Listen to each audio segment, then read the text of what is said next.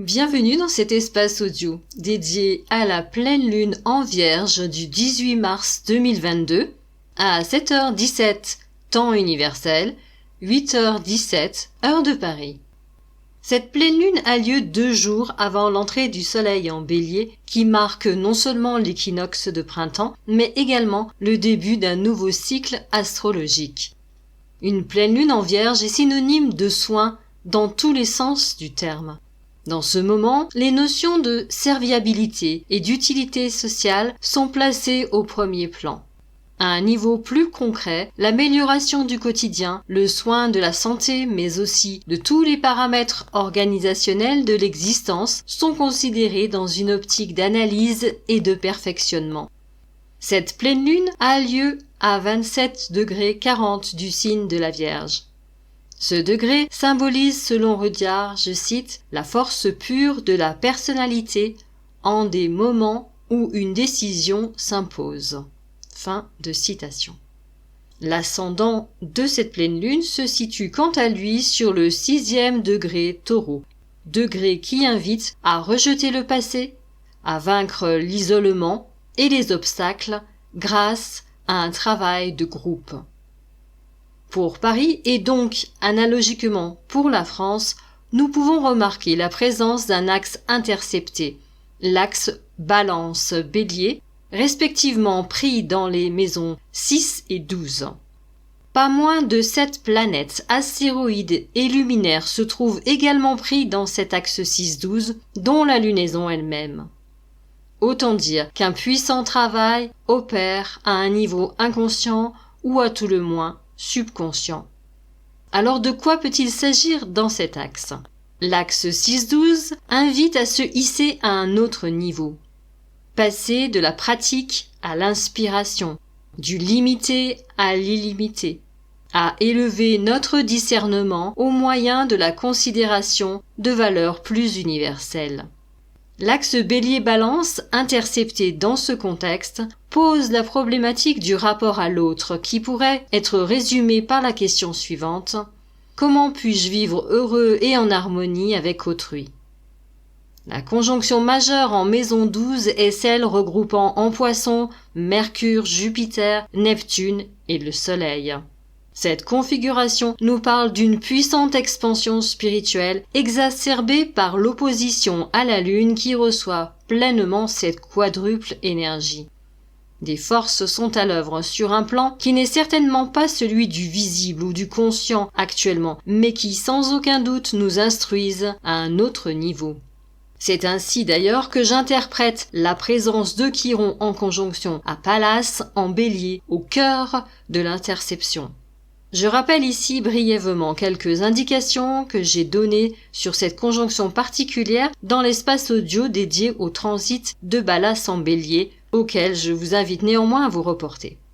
Pallas s'est trouvé en conjonction à Chiron dès son entrée dans le signe. Ce transit de l'astéroïde ne peut que renforcer l'influence de Chiron sur la conjoncture dans son ensemble, en soulignant le potentiel de guérison et d'enseignement existentiel. Chiron en Bélier, c'est également la pertinence d'utiliser la combativité lorsque cela devient nécessaire, c'est-à-dire lorsqu'une certaine forme de négation de l'humanité est en jeu.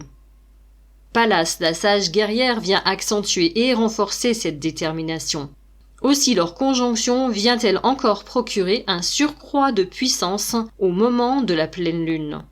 Leur double interception en maison 12 peut ici encore indiquer qu'un cycle se termine et donc peut laisser place à un autre, même si cela ne va certes pas sans traverser certaines épreuves. La présence en Poisson du Soleil et de Mercure en opposition à la Lune indique que la personnalité profonde de chacun d'entre nous peut être impactée. Je dirais ici plutôt positivement, non seulement compte tenu de la présence de Jupiter dans l'amas, mais aussi compte tenu de 6 sextiles impliquant justement cet amas avec Uranus, Pluton et le milieu de ciel qui nous parle de réalisation sociale. Celle-ci est également boostée par le trigone à Uranus. Par ailleurs, avec la Lune en trigone à Pluton, il est incontestablement question de transformation et de régénération de notre intelligence émotionnelle dans son expression la plus quotidienne et concrète. Les 4 semi-carrés impliquant Mercure, le Soleil et Mars d'une part, et Pluton, Uranus, Neptune et Vénus d'autre part, nous poussent à des prises de décision et des engagements. La poussée de cette énergie risque d'être plutôt mal vécue par les personnes dogmatiques qui campent sur leur position et refusent la reconnaissance du point de vue d'autrui. La transformation de la personnalité passe ainsi par une libération de la communication et du relationnel. Mercure est aidé en cela par son octave supérieur Uranus avec lequel il se trouve en aspect harmonieux. Le double sexticarré que forment la Lune à Uranus et Vénus est exigeant. Il multiplie les tensions de nature émotionnelle qui sont là pour nous contraindre à dépasser les interdictions auxquelles nous obéissons à tort. Si d'aventure vous ressentez une telle pression au moment de cette pleine lune, alors demandez-vous ce que vous ne vous sentez pas autorisé à faire et interrogez-vous sur la légitimité de cet empêchement. Il est probable alors qu'un soulagement se fasse sentir du fait même de libérer ce questionnement. Enfin, le dernier aspect notable de cette pleine lune concerne l'amas en Verseau, avec bien sûr la présence de la conjonction Vénus-Mars que j'ai déjà longuement abordée dans un espace audio dédié. Cette conjonction est encadrée par Vesta et Junon, elle-même en conjonction à Saturne. L'élément féminin est donc ici largement représenté et impacte pleinement l'ensemble. D'autant plus que Vénus est désormais en conjonction séparante à Mars, ce qui peut indiquer un renversement des rapports de force entre masculin et féminin au profit de la part féminine de chacun d'entre nous. Ici, en maison 11, maison des relations fraternelles et des projets collectifs, reliés au signe du Verseau, cela prend toute son importance. Entre l'engagement sacré, Vesta, et le partenariat légal, Junon, quelque chose de positif peut tracer son chemin, et ce, en direction de Saturne avec lequel chacune et chacun de ces planètes et astéroïdes vont se trouver prochainement en conjonction. Saturne, qui s'il peut poser certains obstacles, construit néanmoins ici dans une perspective de long terme.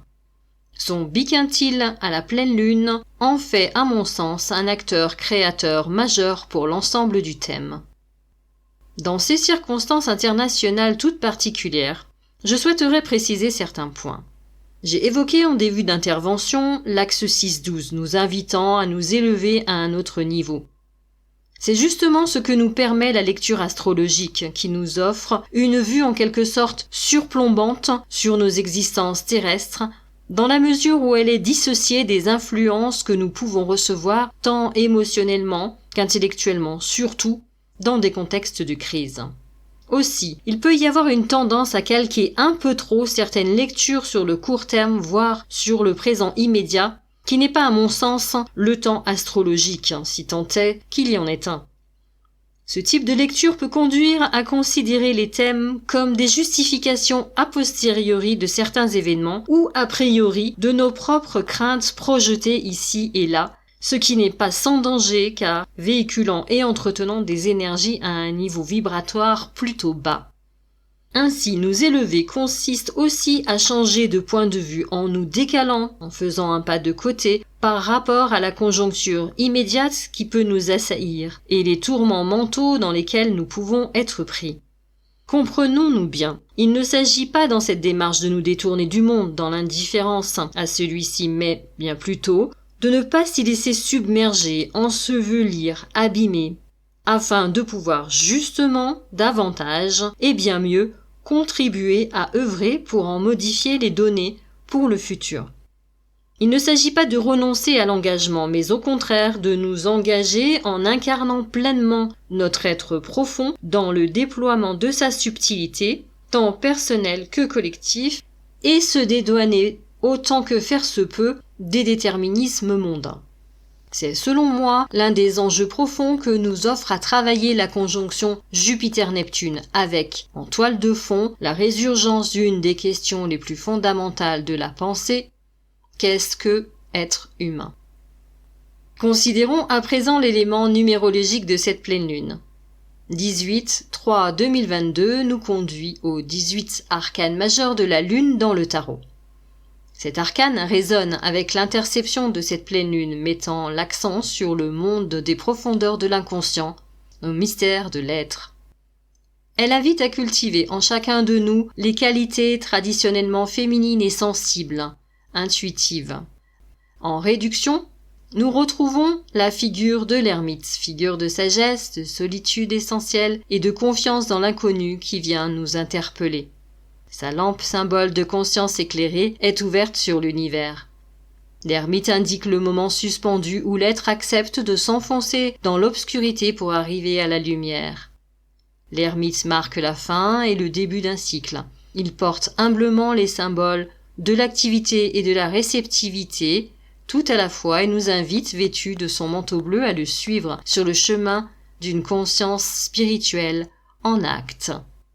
Le bleu qui est également la couleur dominante de l'arcane 18, la lune. Je vous remercie de votre écoute et de votre fidélité. Prenez bien soin de vous et à très bientôt.